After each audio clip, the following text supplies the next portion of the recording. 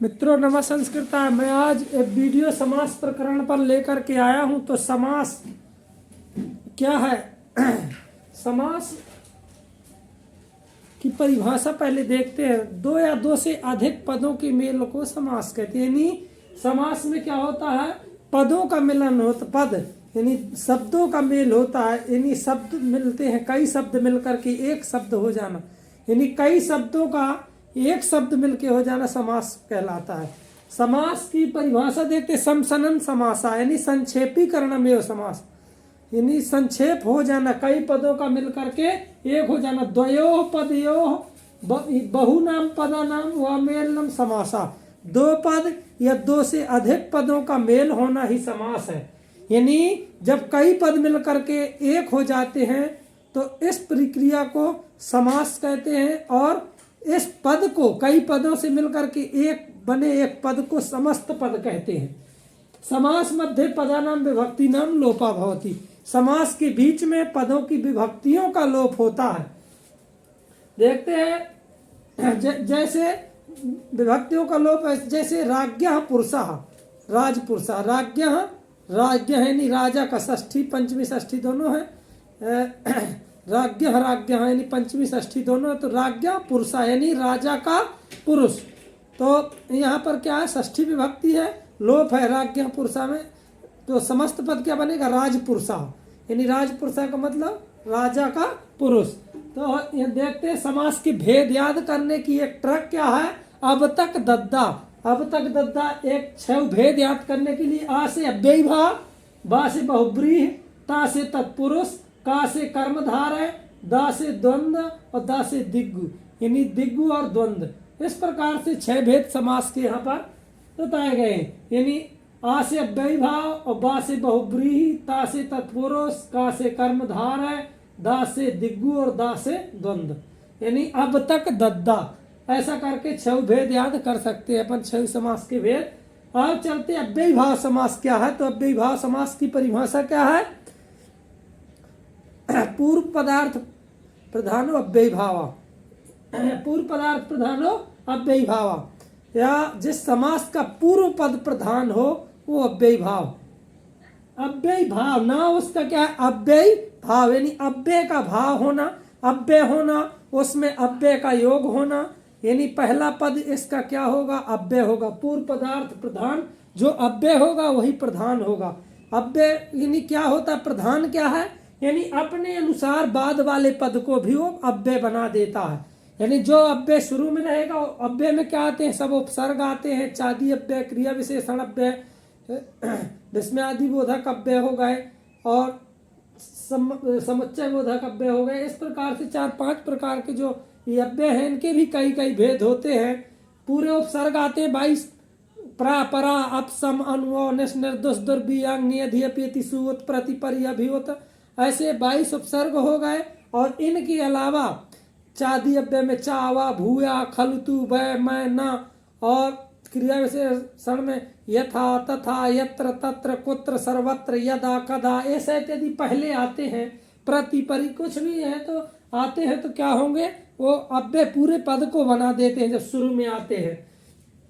यत् प्रथमम पदम प्रधानम भवति, जहां पर पहला पद प्रधान होता है, तथा च प्रथम पदम अव्ययम भवति, और पहला पद अव्यय भी होता है, वहां द्वितीय पद संज्ञावाचक वाचकम, और दूसरा पद क्या होता है? संज्ञावाची होता है। और भवति सा अव्ययीभाव समास, वह उसे अव्ययीभाव समास कहते हैं। वहां अव्ययीभाव समास होता है। पहला पद क्या होगा? तो इसमें अव्यय होता है, और दूसरा पद क्या होता है? संज्ञावाची होता है। लेकिन जब समास हो की प्रक्रिया होती है तो पूरे पद को क्या बना देता है? अव्यय बना देता है। यही प्रधान है कि अव्यय के अनुसार काम होगा, यानी अपने अनुसार पूरे पद को बना देना। यही प्रधानता है कि अपने अनुसार बना लेना, पूरे को समेट करके अपने ही अनुसार, यानी फिर रूप नहीं चलते हैं। जैसे प्रतिदिनम, प्रतिदिनम का क्या बनेगा? दिनम दिनम प्रति, दिनम दिनम प्रति। यहाँ प्रति लगा हो तो लास्ट में प्रति लगा देना है। इसका द्वित्व कर देते हैं लास्ट वाले पद का, प्रति दिनम। तो दिनम को 2 बार लिखेंगे, दिनम दिनम प्रति। जैसे प्रत्यक्षम, अपन देखते हैं प्रत्यक्षम, प्रत्यक्षम, तो क्या बनेगा इसका प्रत्यक्षम, तो अच्छम अच्छम प्रति, अच्छम अच्छम प्रति, ऐसे यानी प्रति, इसमें प्रतिधन अच्छम है, ई का या हो गया यण संधि के नियम से, कोई यण अच्छी से, तो प्रतिधन अच्छम है प्रत्यक्षम, प्रतिधन अच्छम बराबर प्रत्यक्षम, तो यानी प्रति, पहले प्रति है फिर अच्छम, तो अच्छम को दो बार लिखेंगे फिर प्रति को बाद में, अच्छम अच्छम प्रति, प्रतिदिनम दिनम दिनम प्रति, प्रत्येकम तो एकम एकम प्रति प्रत्येकम, ऐसे उपकृष्णम, जहां पर उप लगा हो, जहां पर उपकृष्णम उपगंगम, यानी तो ये क्या बन गया, प्रतिदिनम क्या है, पूरा पद अव्यय है, क्योंकि इसमें प्रति अव्यय पहले जुड़ा है, अव्यय में उपसर्ग में आता है प्रति, उप अनु यथा सह निर निर निर, ये क्या है, अव्यय है, यानी पहले उपसर्ग जुड़े हैं, पूरे उपसर्ग कहे में आते हैं अव्यय में, तो पहला पद क्या होगा, प्रधान होगा, अव्यय होगा, यानी चाहे कोई उपसर्ग हो या फिर कोई और अन्य अव्यय हो, अव्यय बहुत सारे अव्यय है,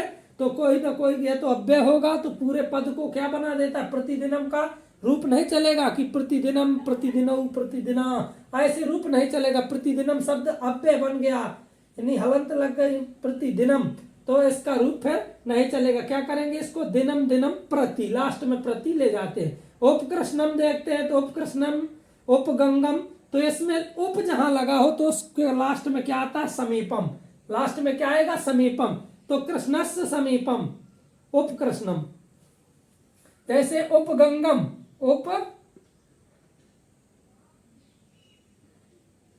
उपगंगम उपगंगम, तो उपगंगम तो क्या बनेगा, गंगायाः समीपम, उपगंगम गंगायाः,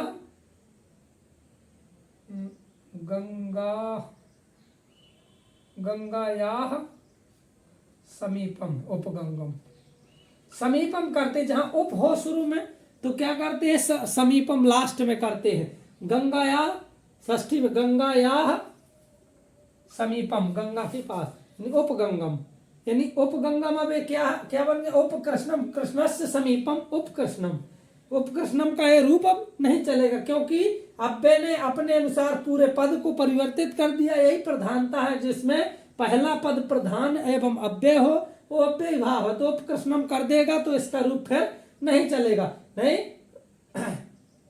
कृष्ण शब्द का रूप चलता है, कृष्णा कृष्णौ कृष्णा कृष्णम कृष्णौ कृष्णा, इस प्रकार से, लेकिन जब उप का पहले आ गया तो पूरे को उपकृष्णम बना के अव्यय बना दिया, फिर इसका रूप नहीं चलेगा।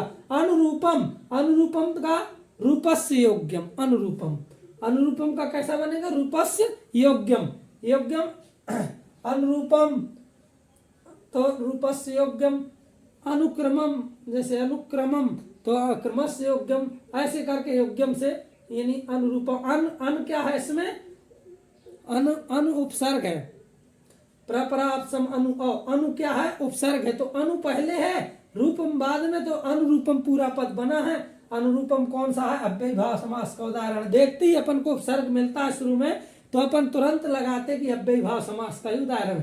यथाशक्ति, यथाशक्ति बहुत प्रचलित है और बहुत बार परीक्षा में पूछा जाता है, इसका क्या बनेगा, शक्तिम अनतिक्रम, शक्तिम अनतिक्रम, यथाशक्तिम, यथा योग्यम, योग्यम अनुतिक्रम, इस प्रकार से यथा योग्यम, यथाशक्ति, यथा विधि और यथा शेष है, यथोचितम, तो ऐसे उदाहरण इसके होंगे जहां यथा से, और सचक्रम, चक्रस्य सादृशम, चक्र के समान, सचक्रम, तो सचक्रम पूरा क्या है, अव्यय पद बन गया, सह के योग है तो सा भी अव्यय है, तो सचक्रम, चक्रस्य सादृशम सचक्रम।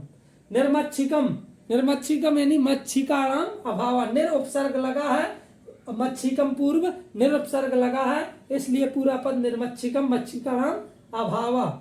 नदीवाची पद के पूर्व में संख्यावाची शब्द रहने पर भी अव्यय भाव समास होता है, यानी नदी भिष्ट सूत्र है, यदि नदी के पहले संख्यावाची शब्द लगा हो तो वहां दिग्गु कभी नहीं लगाया जाएगा, दिग्गु समास नहीं होगा, नदी भिष्ट सूत्र से अव्यय भाव समास ही होगा। देखते जैसे पंचगंगम, पंचगंगम, गंगा एक नदी का नाम है, उसके पहले पंच लगा है, तो पंचगंगम, द्वियमुनम, सप्त नर्मदम, पंच कावेरी कुछ ऐसे करके किसी भी नदी के नाम के पहले संख्यावाची शब्द रहने पर वो अव्ययी भाव समास में जाता है।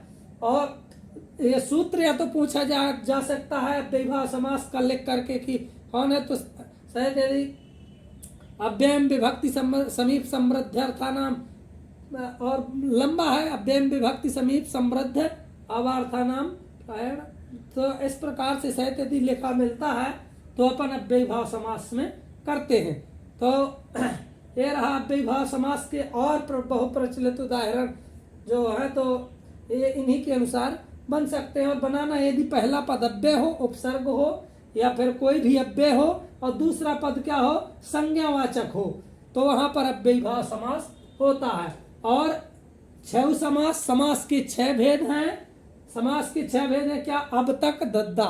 समास विग्रह करने पर समास का विग्रह होता है और संधि का विच्छेद। ये भी ध्यान देना कि समास का क्या होता है, विग्रह, ये समास विग्रह है, और संधि का क्या होता है, विच्छेद होता है। ध्यान देना है कि संधि में 2 वर्णों का मेल होता है और समास में 2 पदों का मेल होता है।